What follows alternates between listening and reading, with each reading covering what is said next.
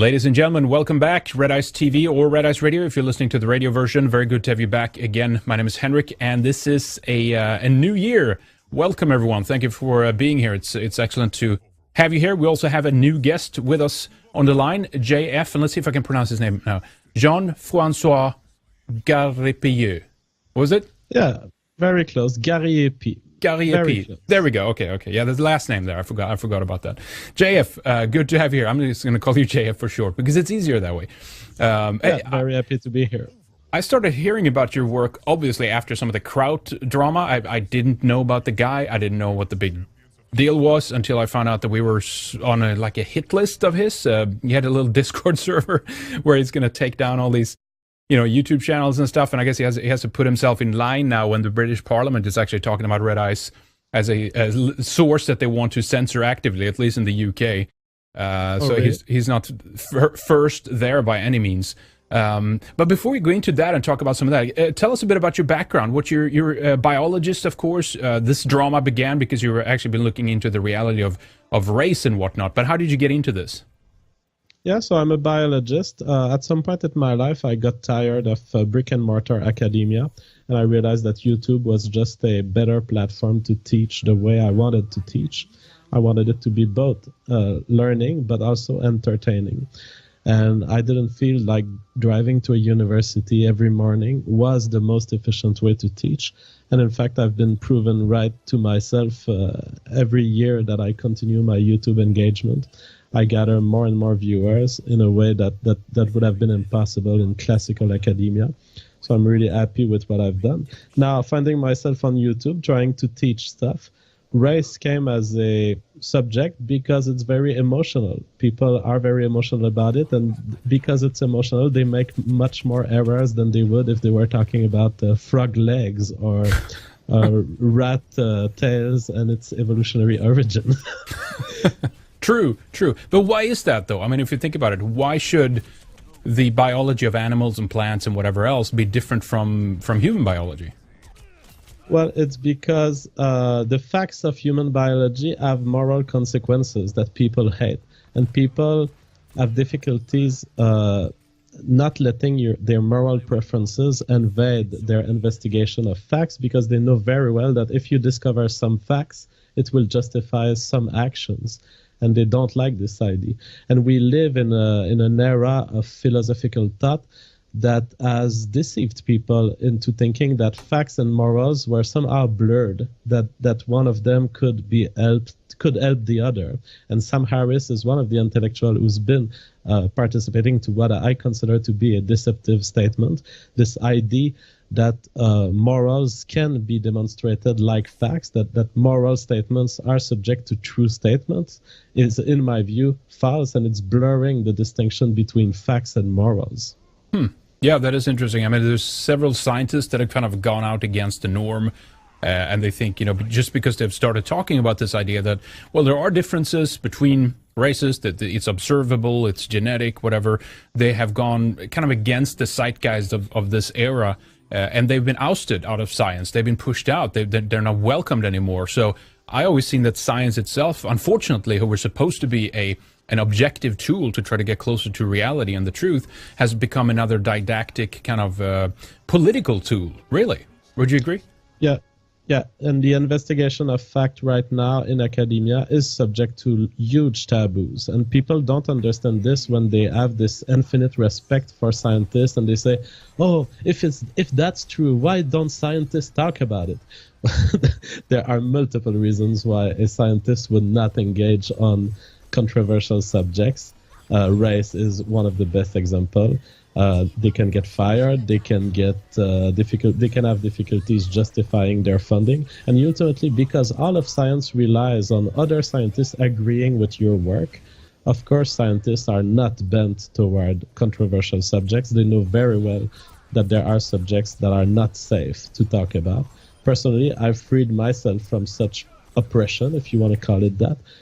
Because I don't rely on any funding from governments. And so my works are theoretical, they are made at home, and I enjoy that life so much because I can really be interested in looking for the truth without being interested in what my colleagues would think about it. Yeah, and people should know too. No one is safe, no matter how high up you are in the ranks, right? You remember Watson, one of the guys who behind discovering the DNA, the form and shape and stuff like that, James Watson.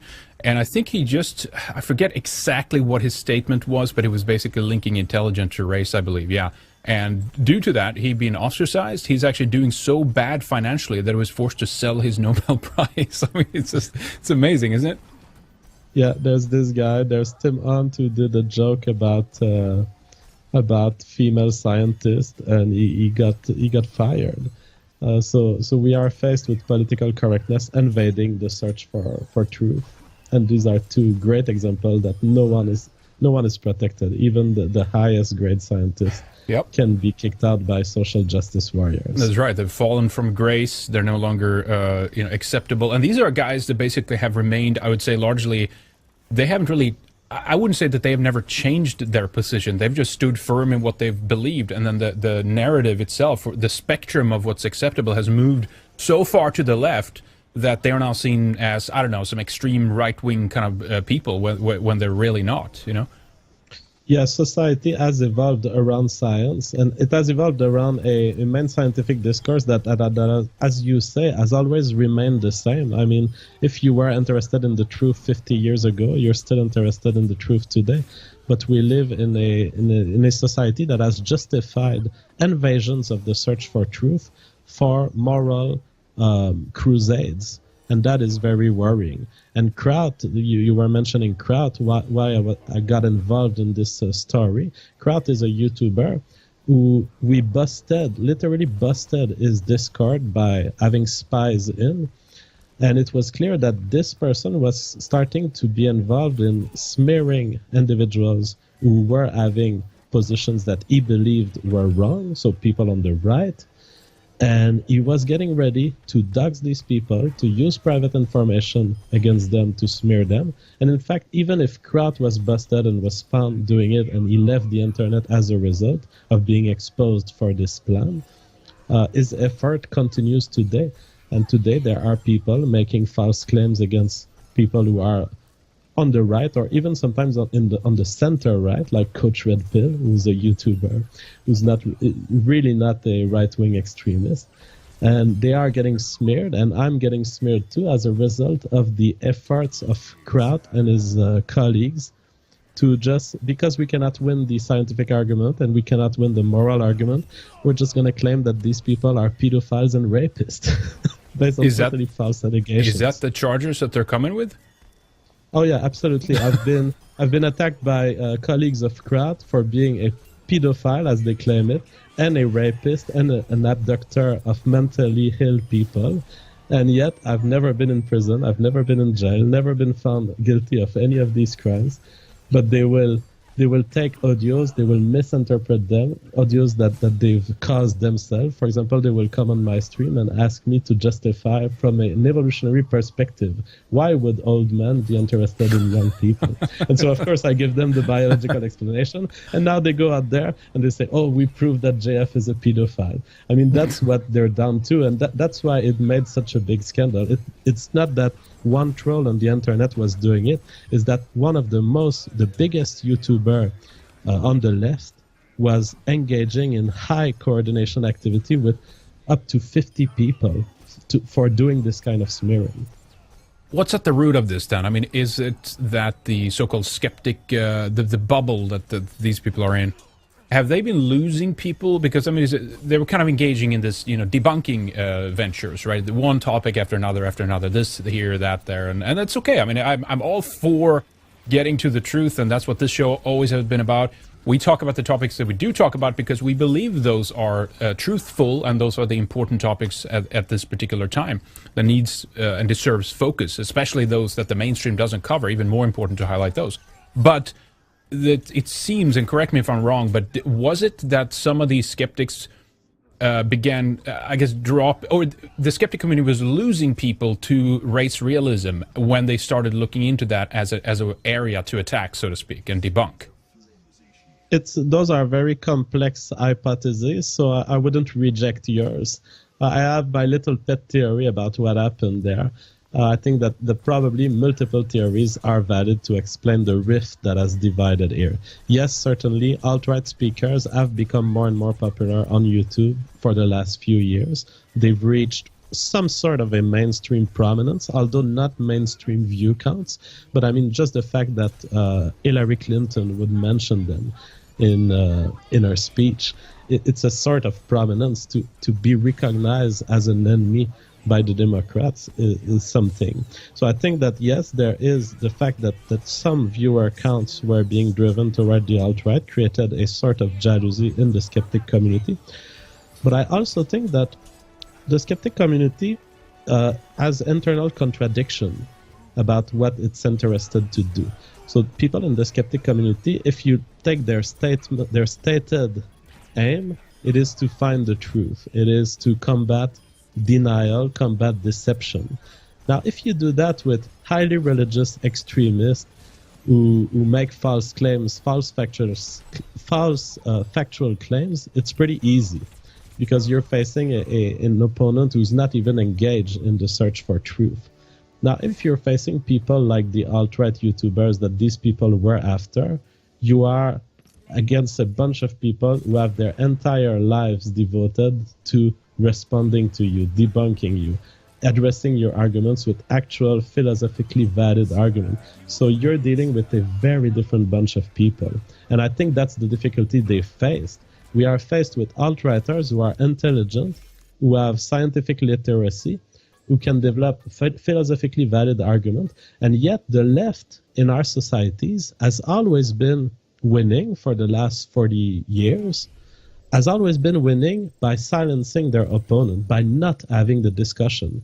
But now the internet has emerged and you're forced to have that discussion because you can make your leftist video all you want and you can deny factual reality all you want. You're going to get 10 or 15 response videos. So either you will engage in a live stream debate where you're going to face your opponent and you're going to be ridiculed if you state false stuff, or you're going to have so many response videos that it's going to be the equivalent of a discussion. That's what the internet allowed, and I think that's the kind of friction that they were not ready to handle.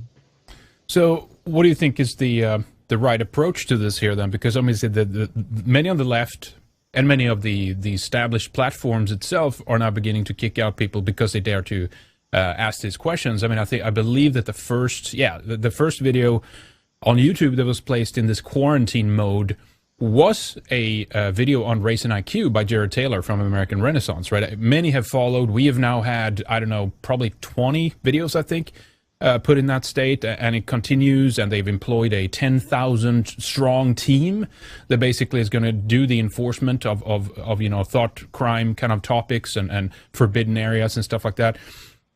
I always thought they're not going to win doing those things. I don't think they even know what they're getting themselves into by doing this. I think it will be an attractiveness to those topics even more that will draw people in even further. And sure, that's great as far as I'm concerned.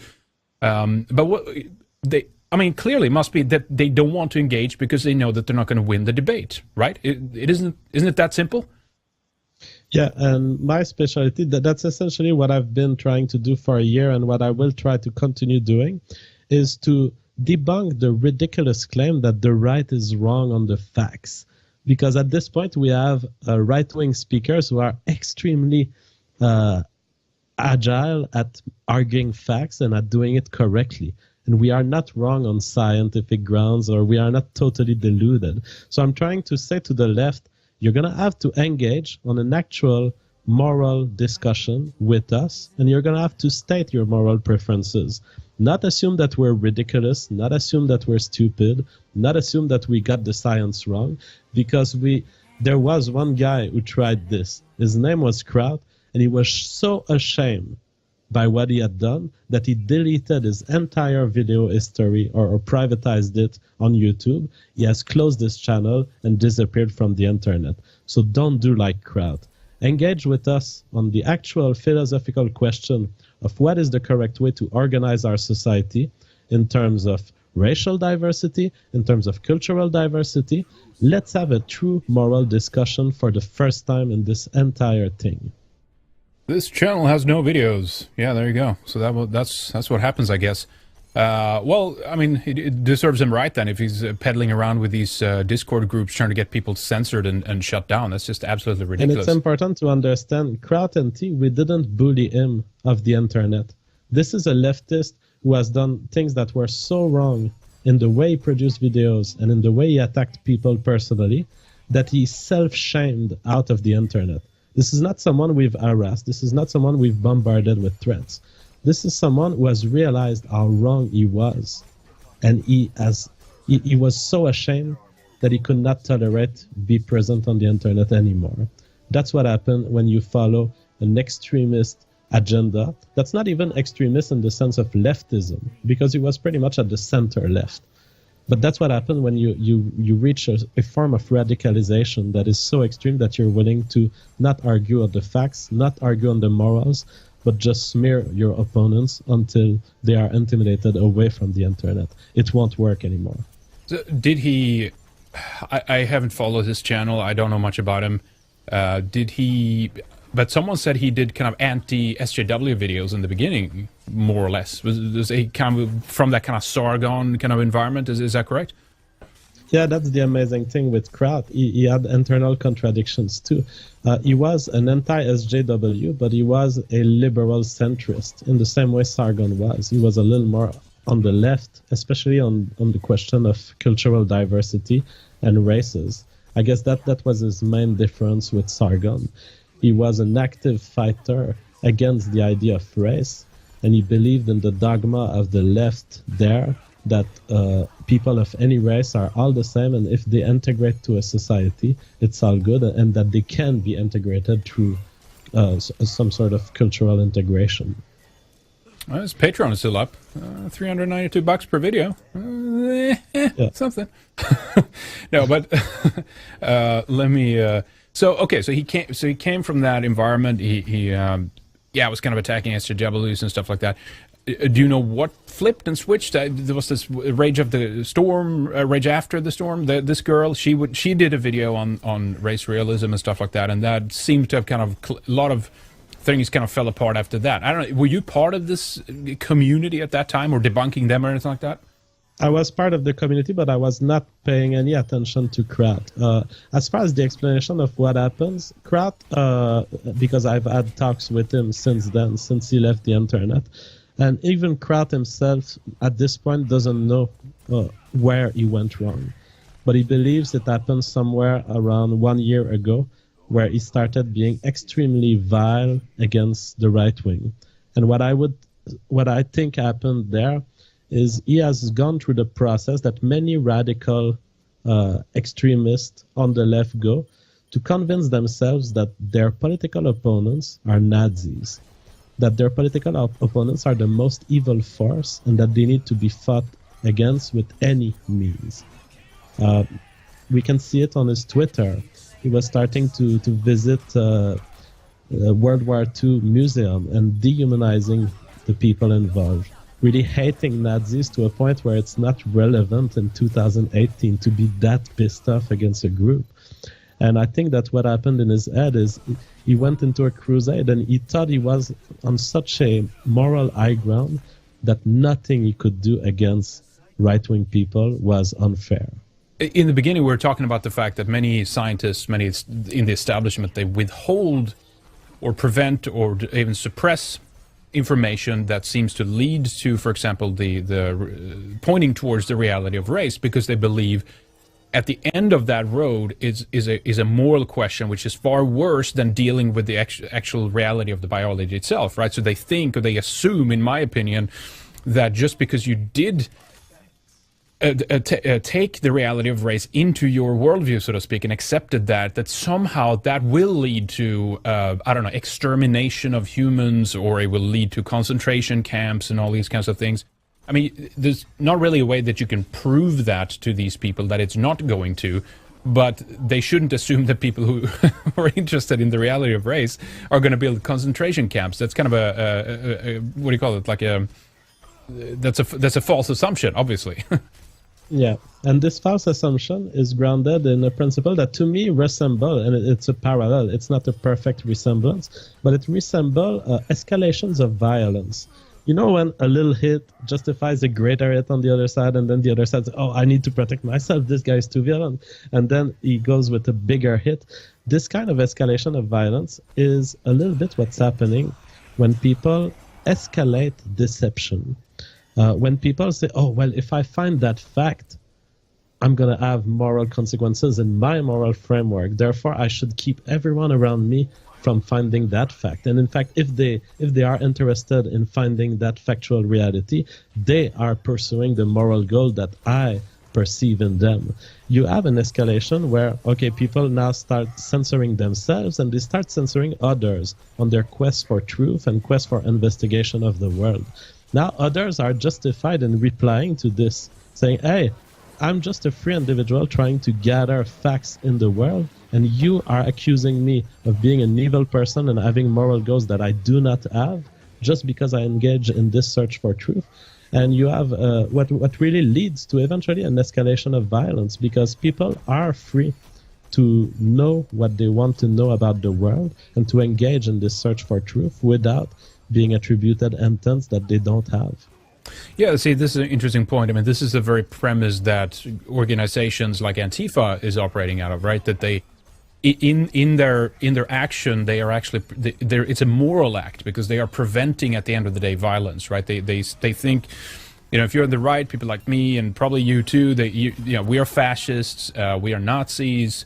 But basically, if we gain any power or anything, we're going to start mass murdering people. So therefore, it's a moral imperative that they actually, with violence, stop us, without realizing in that same process, if our immoral act is to commit violence, right? They are hating us because we are committing the wrong act of our actions leading to violence.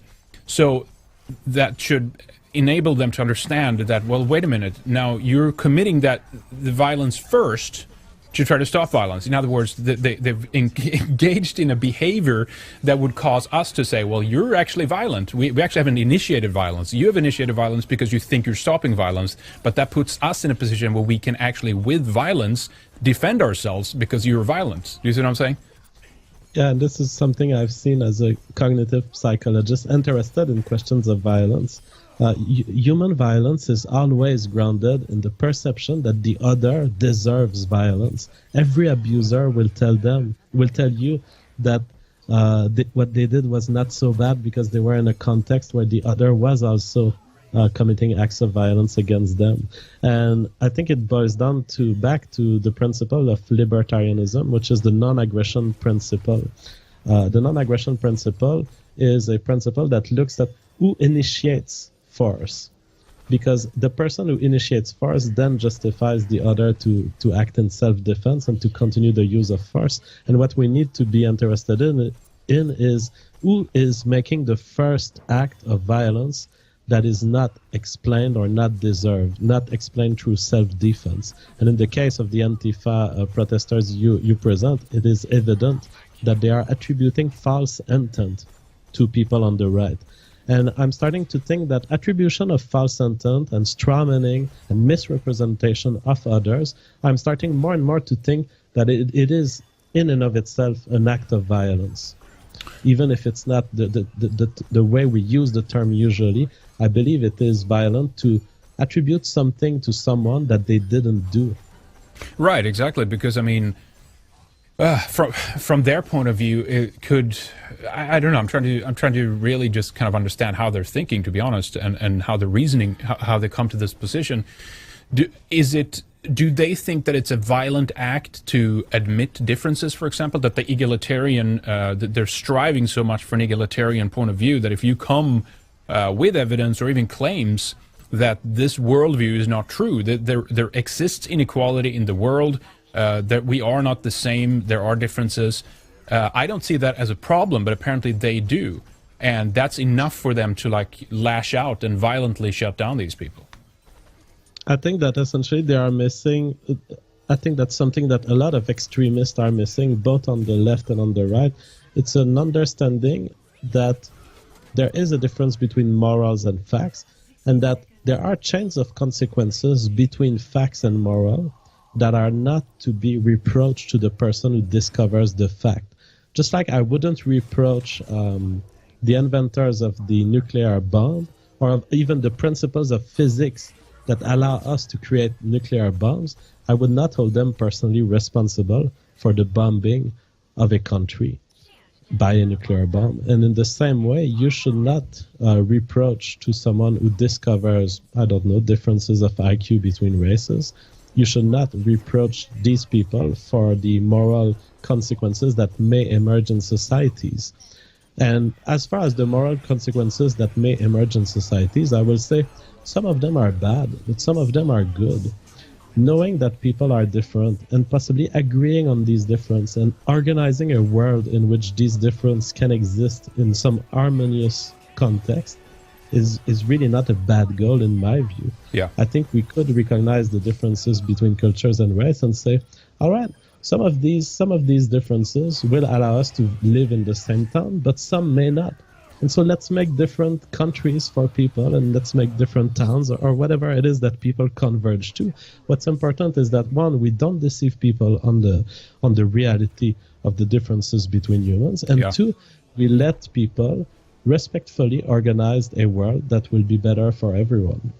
Exactly, I agree with that. I think it's far worse to reject reality and the truth and try to construct a false narrative around that, because that will not last. We've seen that historically, that you know, the truth is going to get out, things are not going to work, and and that's why you constantly have to have a society where you're micromanaging everyone, right? You have to, you know, it's not about equality anymore, it's equity, right? That you have to, if someone strives a little higher, you need to go in and literally manage them so that they don't achieve as high, right? You need to cut them down, or you need to take, whether it's wealth or ability from them, and give it to other people. I mean, it just doesn't work in the long. It sows discontent and jealousy and all these weird things, and that's just not going to lead to anything good. And I mean, I come from that perspective too. I think that trying to create a multicultural, you know, some utopia is just, it's a pipe dream. It's just not going to work. And it's better that we're honest about that now and talk about the reality of what actually is going to work, as opposed to try to create a world which is not feasible, and in the process have an incredible amount of hurt and violence and damage and misery done in the wake of this multicultural utopia of the elitists, you know? Yeah, and on the multicultural utopia, we've been letting Western civilization invite people in our countries that have global interest. And I'm thinking specifically about, for example, the Muslim religion. When you are a Muslim in Canada, you vote for interests that are not merely concerning your Canadian network and your Canadian life. You are in Canada, but you have a solidarity with other people of the same religion that you are in every other country of the world. We cannot expect realistically that someone with such an attachment to a global group will always vote in the interest of Canada in the same way a Canadian would.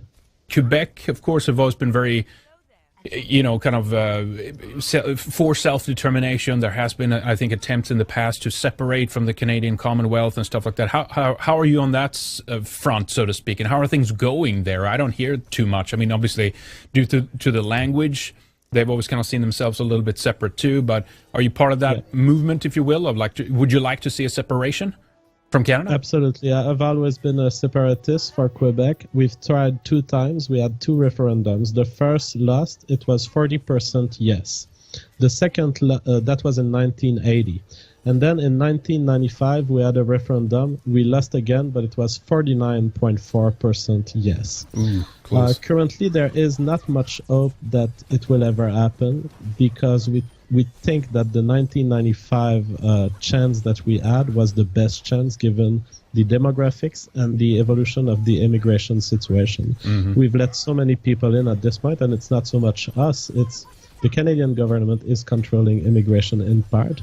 The Quebec has their word, but it's essentially we've been flooded with people who will not be interested in Quebec separation. Yeah. And so the possibility that a kind of ethno-state, a kind of Quebecois ethno-state will see the day is pretty much lost. And personally, I consider the Quebecois people has chosen its own death, and that within the next 500 to 1,000 years, our culture will be completely disappeared, and our genes will probably also disappear not so long after, because at this point we've invited so much immigrants in that have much higher much higher birth rates. At this point, we are too liberal. We've given up too much religious values that were somewhat protecting us from anti-natal discourse and anti-natalist policies of the government. I think we've signed our own deaths for the next 1,000 years at least. Absolutely horrible. I don't know how anyone can be against self-determination and ultimately diversity too. I mean, France is bad in itself, so even the origin place where the Quebecois came from is also being flooded. I mean, they don't have a homeland to return to anymore either, you know? So it's almost like that you guys over there almost probably more pure French, even at this point, than the French are at this point, you know? I mean, it's horrible all over. And I mean, anyone who is for human biodiversity should be very concerned with these questions because, I mean, with all their talk of diversity and, you know, difference and all that kind of stuff, as we know, and this is kind of it's such an obvious point, it's almost like a cliche, but multiculturalism destroys diversity. And it's so obvious. And talk to us, if you can, then from a biologist point of view, in terms of the argument for diversity, why that is good to have in the gene pool, why there should be kind of a. And I know it's difficult with travel and with the fact that we have the internet and stuff, and I believe we're right now historically at a point where obviously you wouldn't be able to stop people from traveling or meeting other people from other parts of the world. And so sure, there is some level of organic activity there, but that's not the same as relocating millions of people from third world and second world countries that are completely from incompatible cultures, placing them in the West or in first world countries, millions of people in some cases. And in some cases, they do integrate. In other cases, they remain very much a separate kind of a society within a society and very much for their own. They push their own interests. They, as you said, have higher maybe birth rates and stuff like that. But there's many problems that come with that kind of thing. But what would you say as a biologist in terms of the issue of diversity? Well, as a biologist, it's heartbreaking to see a people vote for its own inexistence the way my people did. Because as a biologist, you know that every life form that doesn't want to live will disappear. That the only life forms that survive are those who eagerly and continuously throughout their life do everything they can to survive and reproduce. That's what evolution does. Evolution keeps those that want to survive. And unfortunately, the French people didn't want to survive, and the Quebecois people didn't want to survive. Now, as far as multiculturalism go, I think we need to start addressing the left and the multicultural left, and we need to explain to them that we're not the only one. It's not only the alt-righters who want an ethno-state. They want an ethno-state too, the leftists, the multicultural people. They want an ethno-state, but we just don't agree on the ethnicity. Yeah. The ethno-state that they want is the big racial Canadian mix, if you will, with 5% of Sikh Indian genes, 5% of Muslim genes from Africa, 5% of South African black genes. That is an ethnic and racial policy, even if you don't call it that, even if you want to seem all open and not want to engage on the details. I'm sorry, but what your current immigration policy is a racial mixing policy, even if you don't know it. And I think it start to call people on the left out and say, why do you think that your ethno-state is better than my ethno-state? Can you motivate from a biologist point of view, from a scientific point of view, that it's actually also better for? I mean, we know what happens with monocultures when it comes to crops, for example, and we know that when there are diseases or even temperature changes, things that occur in the environment, that can actually upset the whole crop at that point. Instead of having genetic diversity, leads you to a point where you have better resistance against unforeseen variables in that picture. And I would assume that it's the same when it comes to humans. Yeah, I think biodiversity is a strength for unpredictable environments. And so I guess you could make an argument there. I usually don't make it because ultimately I'm not a guy who uses facts to justify morals. I prefer having the balls to stand for my morals and say, look, the facts are in a certain way, but it's not an experiment in a glass cylinder that's going to tell you how to raise your kid. You're right. And so I like to be straight on it, but I do have a sentence from a Jewish philosopher. I forget his name. He was an anthropologist, and he was saying something along the lines of the greater moments in human civilization were those where people were separate enough to be different, but close enough to communicate these differences and exchange the knowledge that they had developed on their own.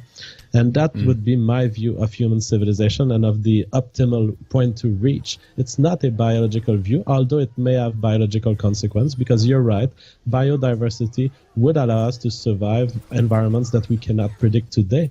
But most importantly, the development of ideas in human civilization relies on our differences. And there are stuff that we wouldn't have discovered if we weren't Canadian, if we weren't Americans, if we weren't brought up in a certain culture.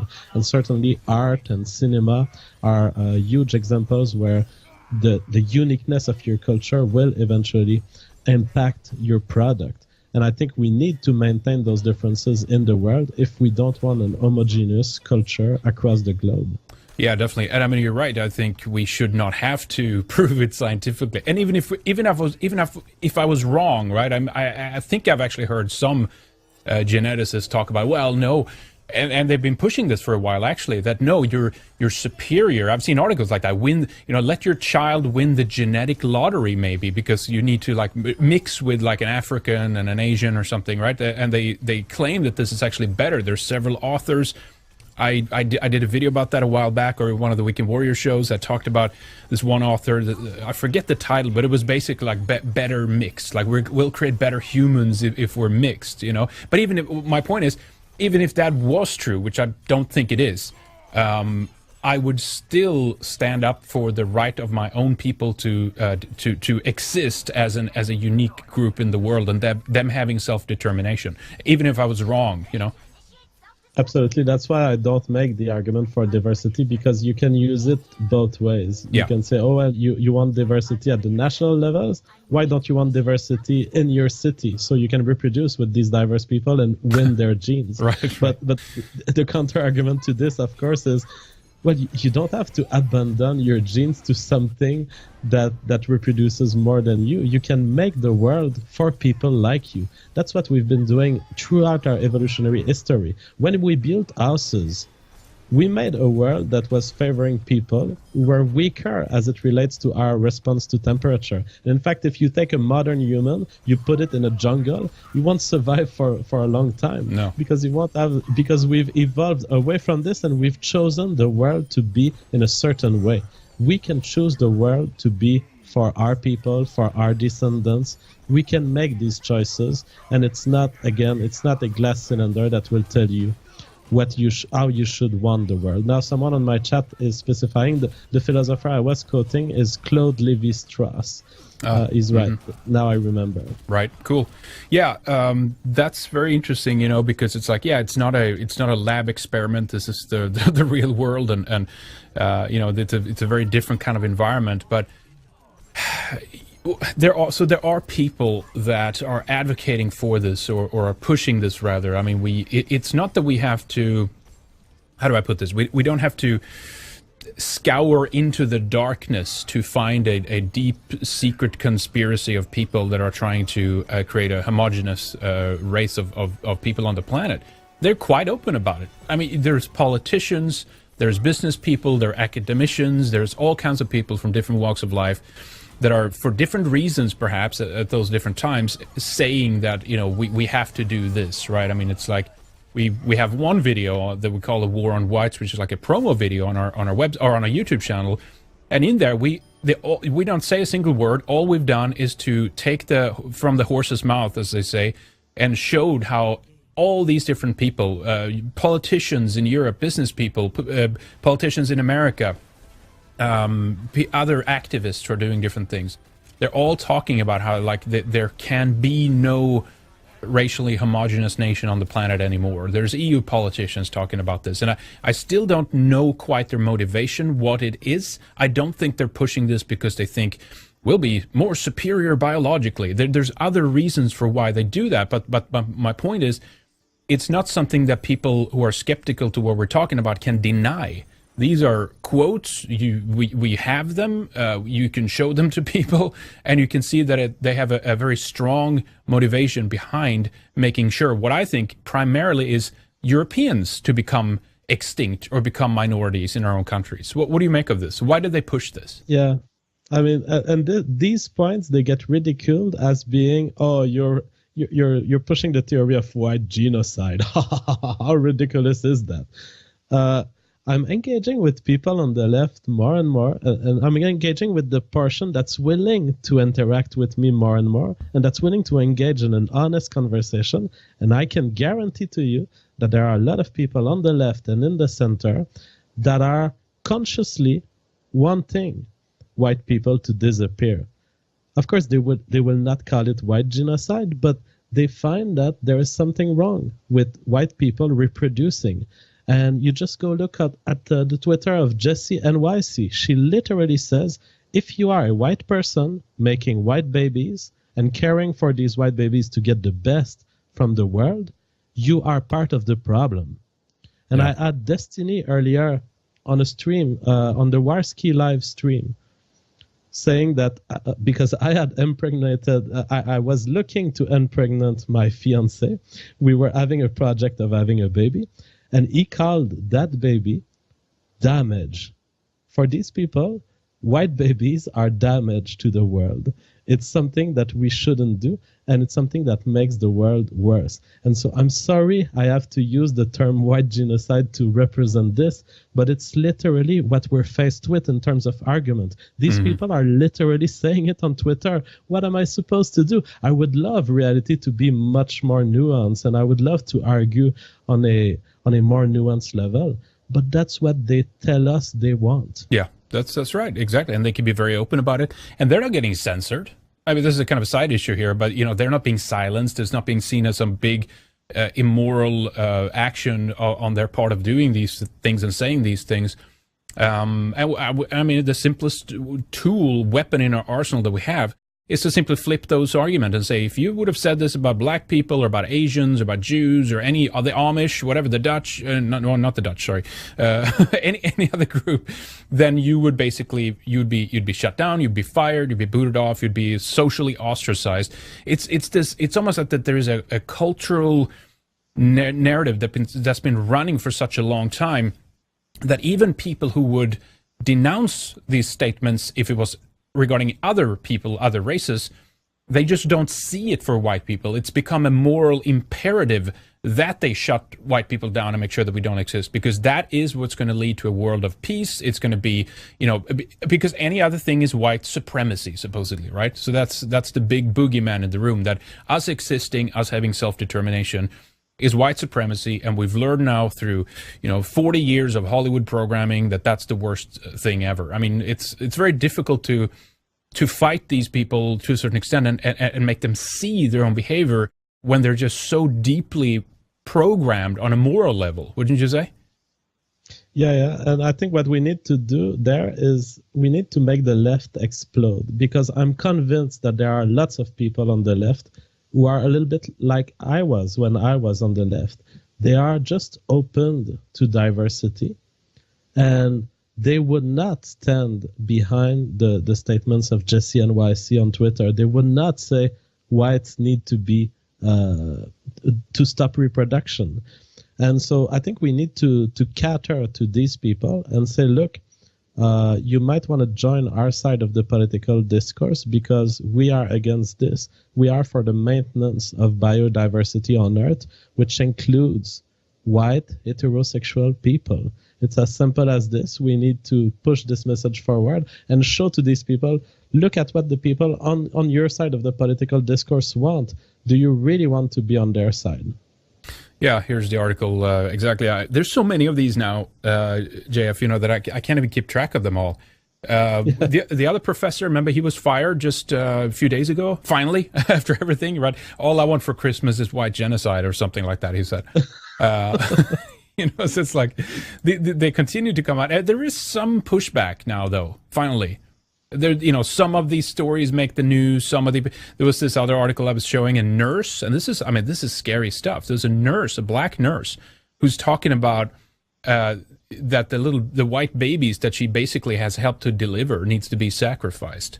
And and these people are convinced morally that they are doing the right thing.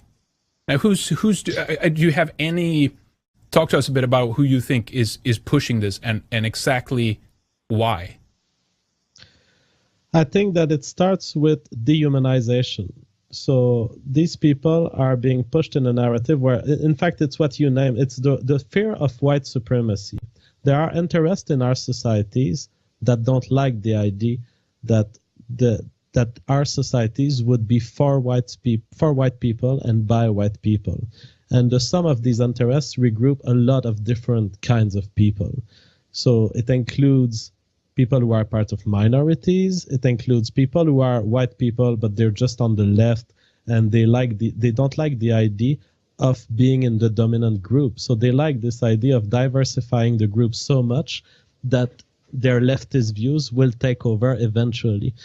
There are people who are Jewish people who don't like the idea of having white nationalists take over the countries that they're part of. There's lots of interest that play in there. But ultimately, what you have is dehumanization and the conviction, as you said, that what these people are fighting against is white supremacy. And it's exactly what happened to Kraut, and it's exactly what happened to any radical.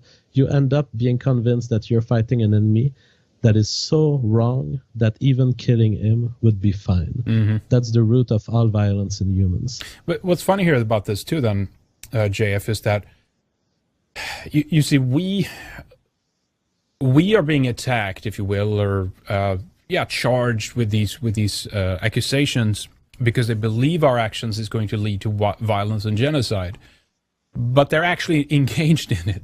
Right, they're actually they're actually out there promoting it vocally. We're not. I mean, I know that they think that, well, we're just putting on this show, and we're just trying to look nice and respectable, or like Lana, my wife, she's like, well, I've seen articles where like she's faking that she's happy and smiley and stuff like that. It's just a front, right? An act, a show, because at the end of the day, we just want to build concentration camps and murder people, right? So, I mean, I don't know how to convince them otherwise beyond just continuing telling them the truth and actually showing who we really are and what we actually want, and talk about that. But what I'm saying is that according to their own standards, we should be able to defend ourselves and actually actively make sure that these people are under control, right? And are not able to follow through on their agenda, right? Yeah, and of course, the only thing that can get you out of this is logic. It's logical processing of realizing, oh, I'm holding beliefs right now that are self-contradictory. Unfortunately, I'm a French nihilist, and I have very little hope that we can change humanity through logic and through reflection about philosophical contradiction. I believe that the world is headed toward this situation getting worse and worse, up to violence eventually. Mm-hmm. It's a sad thing. I would wish it to be another way. But the fact is that humans don't evolve to process logical statement and to adhere to consistent beliefs. People evolve because in certain situations they make more babies, and right now our countries are favoring somewhat leftist thinking and center thinking that are willing to enact social welfare policies that help them reproduce, and there is no clear direction that our society is taking away from the situation that we describe. On top of it, we invite more immigrants in that have higher birth rates.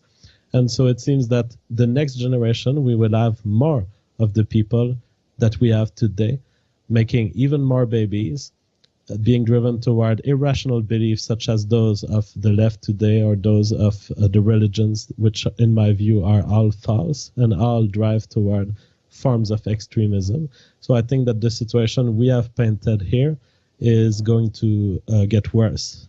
as the years go by. Yeah, unfortunately, I think you're right. I don't know a way out of it. I've been trying to argue with people who don't agree with me on some of these issues. That, you know, I am actually trying to stop violence. I don't want to see violence on the basis of lack of resources, for example, or ethnic groups within European countries kind of violently going after each other, because that's what it's going to lead to. We saw the examples in the 90s in the Balkans, for example, very horrible wars and stuff like that. You had intervention there, and you had NATO going in and bombing those people. It looks more and more looks like that they were simply just defending themselves from attacks and stuff like that. I mean, I don't understand who anybody would want to try to avoid that situation. And say, you know, if this, and we're back again to the reality of biology, that most people, not everyone, but most people, they tend to favor their own. They tend to group among, you know, their own people. They feel most at home there. It's not a cultural, problem that they have to overcome with these people. There's no language barrier, so it's just easier. I mean, humans tend to take the path of least resistance. And in this case, just being with your own people that's the path of least resistance. But so it will lead to violence, it will lead to conflict, and we're trying to stop that. And we have to make these people understand that no, what you're advocating for is going to lead to a Europe in a civil war state, and probably America and Canada too at some point. But do you think they just think, well, it's going to go away, or it's a price worth paying? Because at the end of that, it's actually better. I mean, Robert Putnam, who did some studies of social cohesion, he kind of came to the same conclusion that actually it's horrible. Diversity is horrible for social cohesion. People tend to stay home more. They sit in front of the TV. They become basically more absolved with consumerism as opposed to, you know, building networks with other humans and having friends and stuff like that. But he literally said in some of his interviews, yes, it's horrible now, but at the end of that, like in 2-3 generations down the road, then it will be better. Is that a justification, do you think, for them? I think that there's lots of cells in the left. I think that there's a part of the left that are closet anarchists, and they want to bring people in because they're totally fine with eventually getting enough poor people in the country to get a revolution, and they really want to destroy Western civilization. I think that's that's a significant portion of the left, unfortunately, in my view. Now, there are also leftists who simply they won't think about the time scales that you mentioned. There are people who don't really care about 1,000 years from now, 100 years from now. And I think that's something that we can work on. We cannot convince the closet anarchist that he should not destroy Western civilization. He's happy with this. Yeah, so exactly. Let's give up these people. But there's another bunch of people who are merely not thinking of things in terms of thousands of years. That's something we can fix. We can start having a discussion about evolutionary principles, about what happens over thousands of years to life forms. We know what happens. They get selected based on the number of babies they do. And whoever today you see make 2.5 or 3 babies per couple versus those who make only 1 or 1.5 babies, in 1,000 years from now, the whole society will be made of the people who make 3 babies per couple. Yeah. And what is it right now? It's Muslims that are making 3.3 babies per couple across the globe. And so if you want an image of future, just consider that making 3 babies per couple is enough to dominate the planet if your opponent makes only 2. And to get people to think in those time scales is important if we care about what world will our children live in and their descendants. Yeah, good point. Of course, these numbers might not always stay the same. They have fluctuated in the past. There's many different things that leads to these different numbers, variables in the economy, how socially safe is it and stuff like that. I think even a realization that you are becoming a minority would spur on people to actually have more kids, you know, if that awareness was there. So I don't think we are demographically doomed because there's so many things that can change. But obviously there needs to be an awareness made of this, and people need to become aware of the fact that there are people that are actually trying to make sure that we not only become a minority, but don't even exist, as you say, in 1,000 years from now. But one thing I was thinking about is it's also, some people have said that, well, when when Muslims come to the West or whatever, sure, a few generations they have that many babies, but eventually they slow down as well. There seems to be some evidence to suggest that a modern lifestyle, I guess, to a certain extent, tends to yield fewer kids than a second or third world kind of living condition, if you will, and that could very well be true.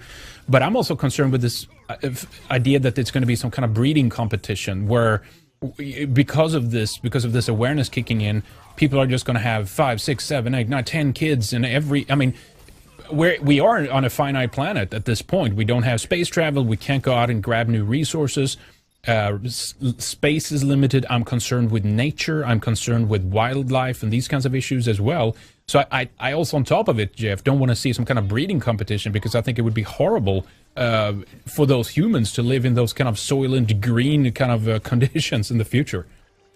Well, unfortunately, the breeding competition is the story of life, and this won't be escapable. What I say to people is, there's going to be a breeding competition. It's happening at every generation. It's what it is. That's what it is to be a reproductive life form. And so what I try to explain to people on that question is the bizarre idea that you should engage in the breeding competition, that you should not let the breeding competition be won by your opponent. And that as you do so, you might bring more reasonable people into the future.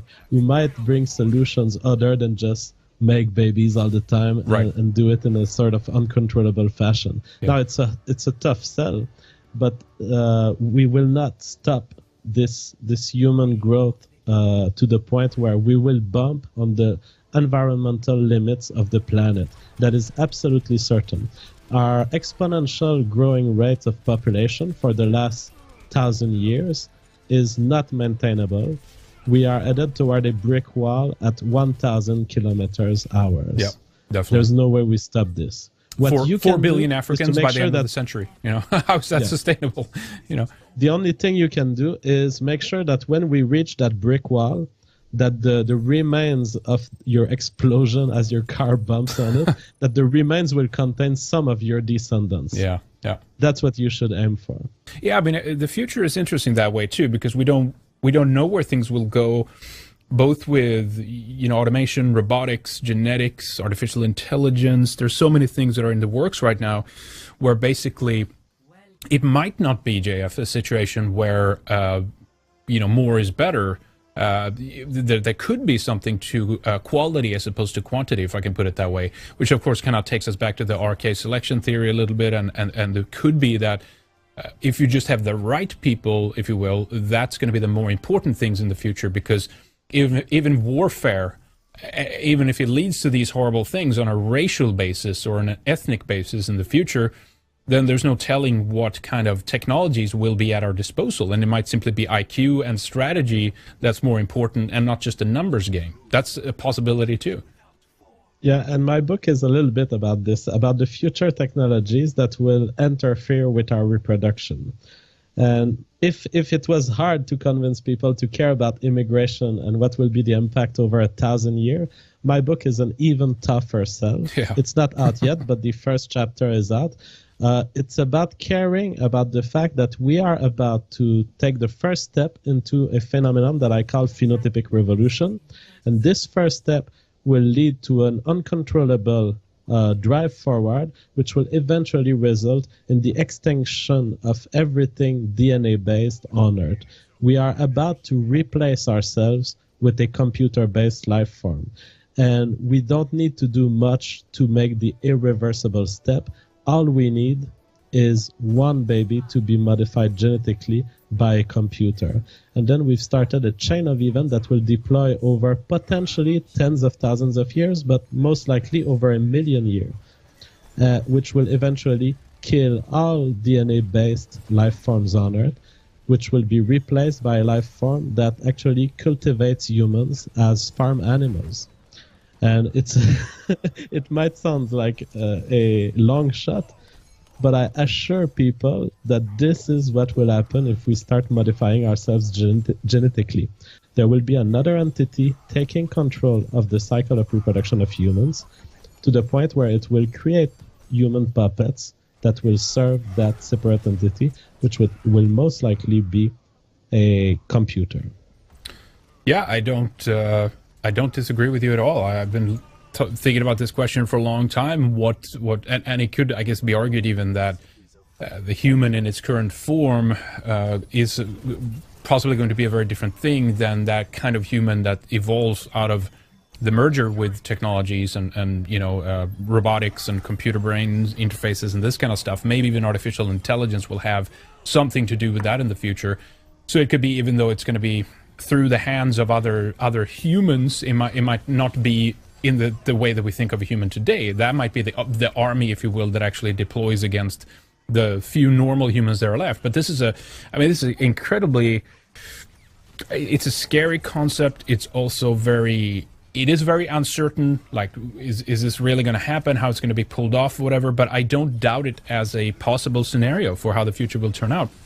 We just don't know what an artificial intelligence, how it will relate to us. We don't also know who's going to be able to program it, who's going to control it, or are there going to be backdoors? Is it going to be an accident that somehow when the singularity occurs and this artificial intelligence runs amok and decides to kill all humans, that there are some of humans out there that have written, has a backdoor into it and say, well, preserve these people or this group or something. We don't know, right? Yeah, there could be proxy wars. Most importantly, what keeps us evolving and what keeps us toward the right direction to protect our own existence is the fact that we have mutations appearing in our DNA.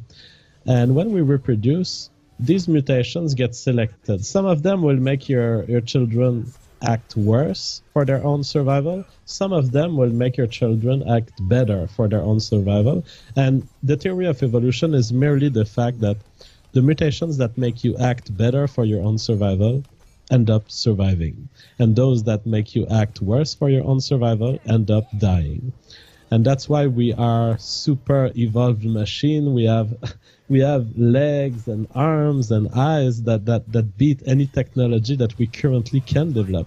And the reason is that these have all evolved as the best solution that was available compared to its competitors. And that's why we succeeded at making babies that were viable. Now, the problem when you start delegating your mutations to a computer, when you start going to a clinic and say, hey, could you modify the genes of my baby so that he won't have Alzheimer, so that he'll be a little more intelligent or a little more efficient on his job, then you start playing with the process where your own survival is not the only thing in the reproductive cycle that's being considered. The survival of the computer that makes these decisions becomes part of your reproductive success. And you've just abandoned your kind of independence as a life form, and you've delegated a part of the choices to another entity. Now, at that point, the problem, and that's the problem of phenotypic revolution, is that this entity can make decisions that favor its own existence over yours. Yeah, definitely. Now, what's the plausible, or what's the possibility that something like this even becomes sentient in the sense that it will start caring for its own existence and continued future survival? I mean, I think we're still somewhat far away from that process. I know that some people are talking, I think even Elon Musk is talking. He said, I see some of the stuff that goes on in research laboratories. He knows some people working on AI. And he claims, among others, people that say that we're way further ahead than people actually think. But I mean, do you think it's far away still to come to that stage, or are we close to developing something? The problem like that? is we don't. That's the problem of phenotypic revolution. They don't need a sentient being, because the moment you let the computer decide your genes, it's an evolutionary being, and it doesn't matter if he doesn't have plans or sentience. True. Now, what matters is how much humans can a given clinic or a given computer modify. And then you end up with the problem that these computers, they're actually going to improve humans. So at first they're gonna solve Alzheimer's disease. They're gonna make you live for 1,000 years. They're gonna make you more intelligent. Everything's gonna be better. This is how they're gonna sell it, man. You know.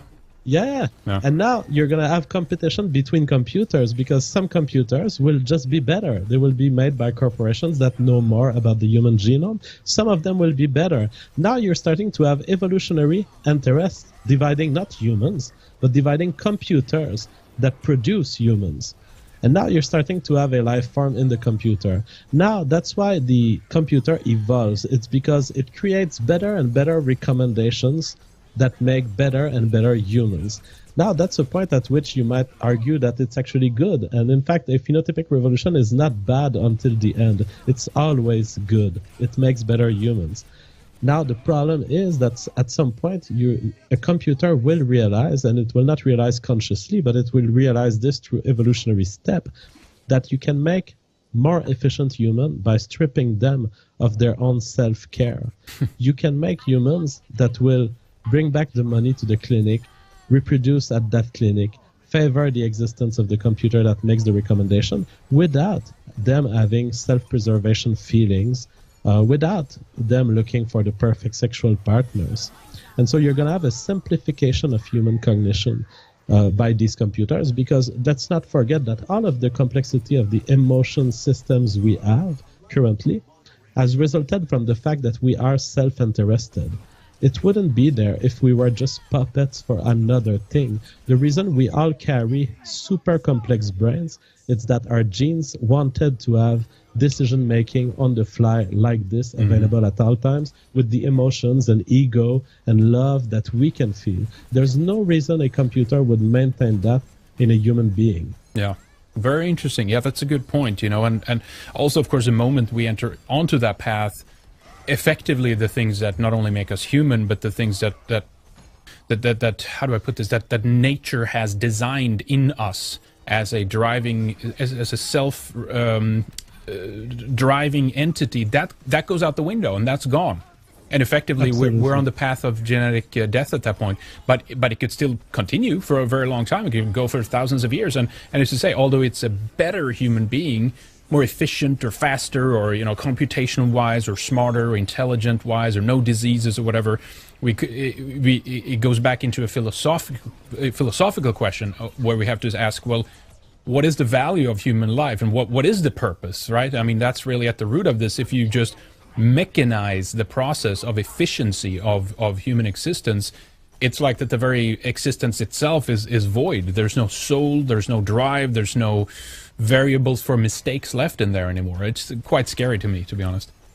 Absolutely, and it comes back to the point we did about immigration. We have to decide what the world will be. There's no reason why DNA is better than a computer-based program, but there's also no reason why the computer-based program is better than DNA. We've been evolving for 4 billion years based on DNA, and we can decide that planet Earth is for DNA-based humans. It's a decision.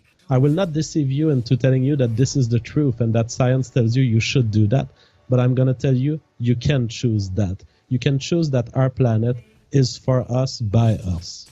Very, very interesting. I mean, this opens a whole can of worms, JF, in terms of, you know, where things are going to go in the future, who's going to control those things. We're right at the cusp, we're right at the a fork, if you will, almost in the road of what direction we're going to take. And I'm still a firm believer in that.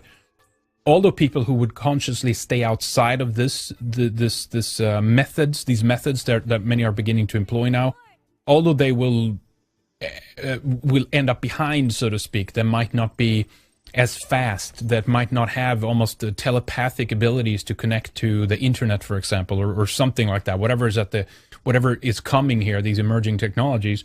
But I still think that those humans that makes a conscious choice and says, you know, okay, I'm not a Luddite, I'm not going to not use computers or whatever, the internet, but at some point we draw the line where we say, you know, we say no to implantable technologies, for example, or we say no to hooking up to the web or to some kind of global brain or something like that.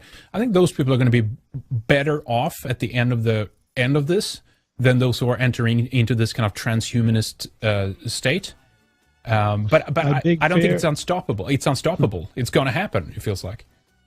Yeah, my big fear is that the people who make this choice will end up being disadvantaged evolutionarily. They will have less babies as a consequence, and they will eventually get outfluded by the better humans. That's why we have to make the decision now, because that's why I say that phenotypic revolution are an irreversible step if just one human does it.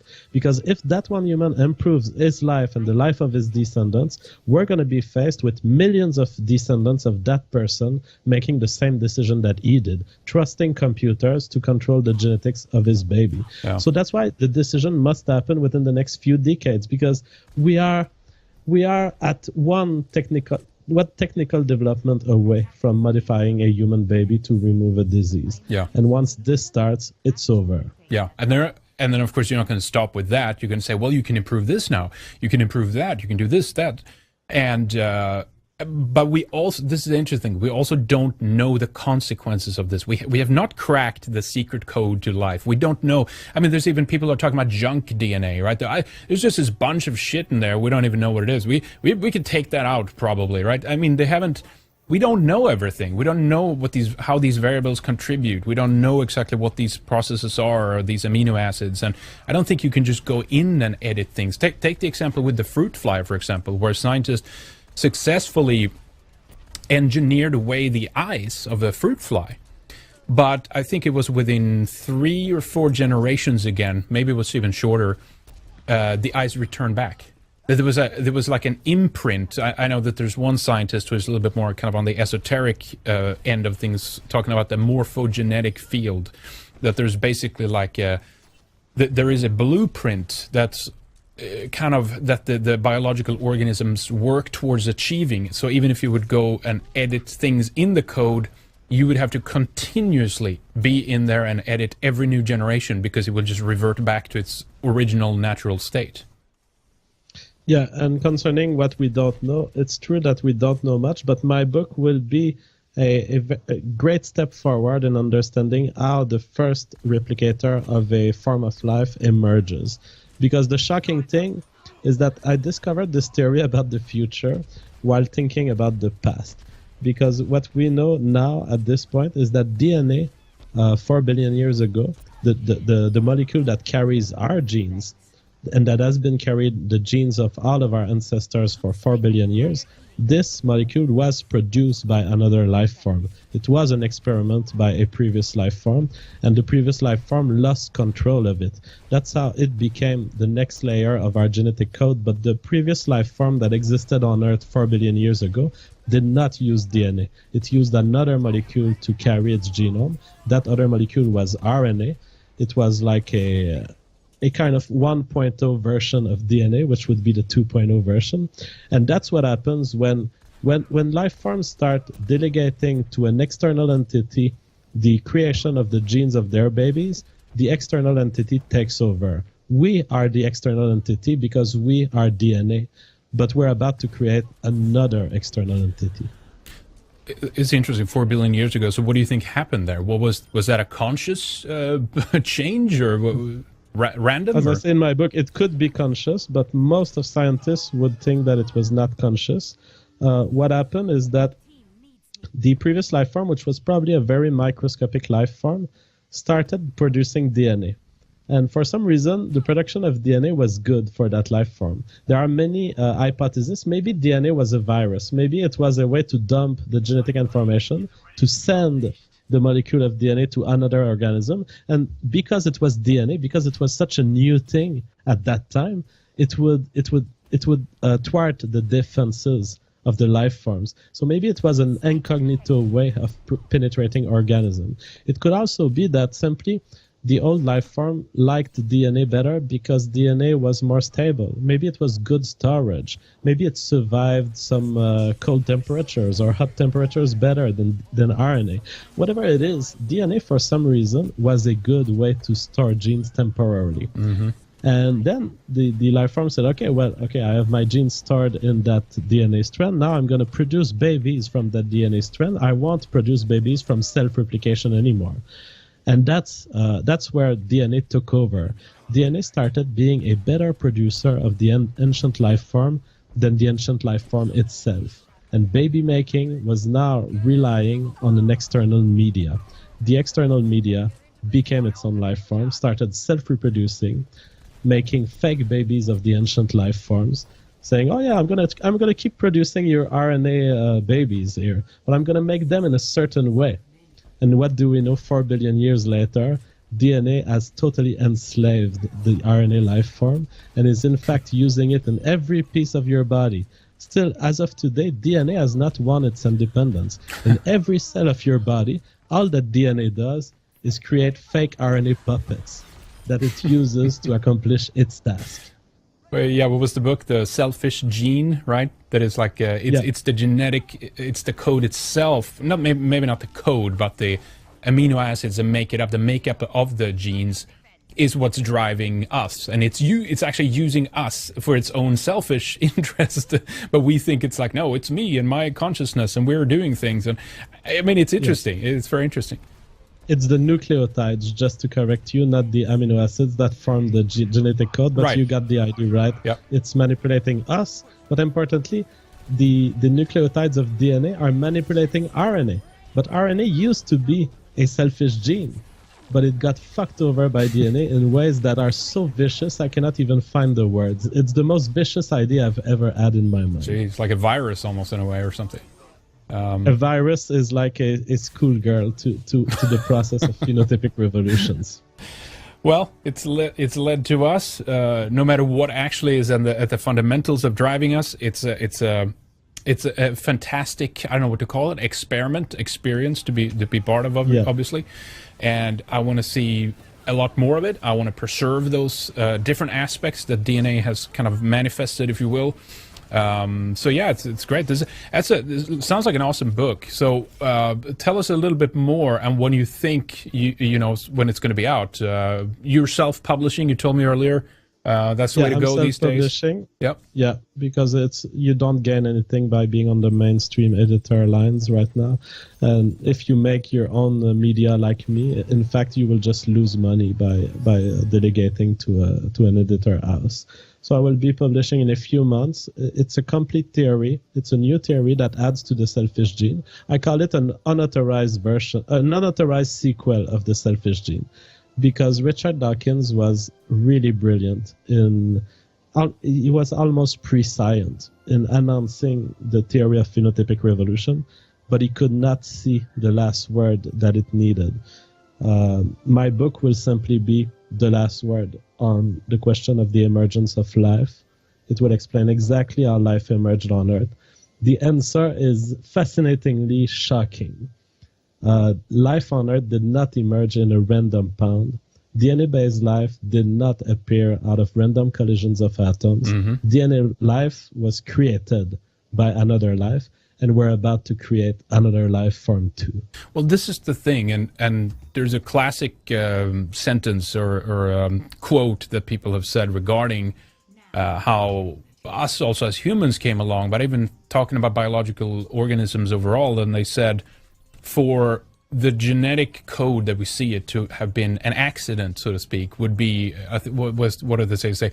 That would have been like a tornado going through a junkyard and accidentally like building a jumbo jet or something like that. It's so complex. It's so difficult to do something like this that it had to almost have been a conscious effort, if you will, to try to do that. And I don't know where I stand on that, but I'm certainly not ready to throw that outside of the window because it's so complex. It's so just amazing when you begin to understand what it really is and how it operates, how it works, and the complexity of it, right? Yeah, well, there's two arguments why you should abandon that view that it could have been made by a complex being. It's that first, you would create a complex being, and that complex being would operate based on complex operations. So you would be found with the same problem, which is to explain what led to God being so complex, or what led to that complex being being so complex. Yeah. And the fact that the theory of evolution gives you the tools, all the tools that you need to explain how something goes from being a little atom in a pound of water, just making copies of itself, how this can build into a whole deer, a lion, a beetle, or a human being. Yeah. So where's the first chapter if people want to check out? Did you make a video on it, or is it available on your site? Yeah, so if you want the chapter, it's book.jfg.world. You can go on my site and you will get a link. You can also go on some of my videos. I explain the ideas in video form. So essentially, there's nothing that's not exposed yet to the public, but it's all in broken down videos. So the book will just be a more poetic exploration of the scientific ideas that I've developed for 7 years now. Well, I'd love to have you back, JF, at that point and talk more about the book, help you plug it, of course, when it's out. We can go into some of the things that we didn't have time to kind of go into today. Sounds fascinating. Very interesting work you're involved in. I'm glad you're there. I'm glad you're doing what you're doing. We need more people like you, obviously, to be out there and be vocal about the truth and what it is and biology overall and the reality of race is a very important question, I think, for the sake of diversity and all that kinds of stuff. So is there anything you'd like to, I guess, leave us with or something you want to plug? Obviously, people should check out your YouTube channel. That's where you seem to be most active, but you're on Gab and Twitter and all these places as well. But let us know if there's something you want to kind of leave the audience with before we end I'm for this all time. good. I really enjoyed the conversation with you. I have nothing to add. I would simply say what I've already said, which is don't forget that we can talk about how we want the world to be, and we should be having a discussion right now about how we want the world to be. And there is no answer that is wrong. We should just discuss it and we should agree on something. And discussion, the first step of discussion is to recognize the humanity of the people you interact with. They're not Nazis, they're not evil people with intentions that they don't display. Let's have a conversation. We have the internet. It's the first time in the history of civilization where everyone can join that conversation. Don't miss it. Awesome. Thank you so much, JF. Really appreciate it. Let's have you back soon, okay? Bye-bye. All right, thanks. Thank you for watching or listening today. A big thank you to all our members who make our alt media platform possible. Without you, we could not do this. So a big thank you to everyone who has donated to us, be that cryptos or fiat. Everything is welcome. It helps us grow. Also, check out getting a membership at redicemembers.com if you have not already. If you like our content, you'll love the members website. Tons of exclusive stuff there for you, but all our radio shows, our full archives, videos, Weekend Warrior, tons of the other shows that we produce as well. But just overall, guys, it's good to be back. It's a new year. We'll be back at full speed here once again. More shows coming up, more videos, exclusive stuff for members is coming up as well. Thank you for all the kind emails and the messages of support. Have an awesome start to your 2018. Looking forward to bringing you a lot more this year as we continue to grow. Just one more thing before we let you go. Remember, don't take us for granted. YouTube has put many of our videos in quarantine just the last week. We have that Labour politician in Britain that has requested that representatives from YouTube specifically look at our channel, look at Red Ice TV to take it down. She wants us booted off the platform. So don't take us for granted. Obviously, subscribe to our YouTube channel, get our alerts, all that good stuff. But don't just visit the YouTube channel. Go to our websites, redice.tv and redicemembers.com as a way to get our content. If we're kicked off and YouTube is the only place you're getting our stuff, you won't be getting it anymore, I'm sad to say. So we are looking to get onto alternative platforms where we can continue to have our content in addition to YouTube. But all our content is always going to be available at redicemembers.com. No one's going to pull videos or censor videos from our own platform. Until next time, take care, stay strong everybody, have a good day.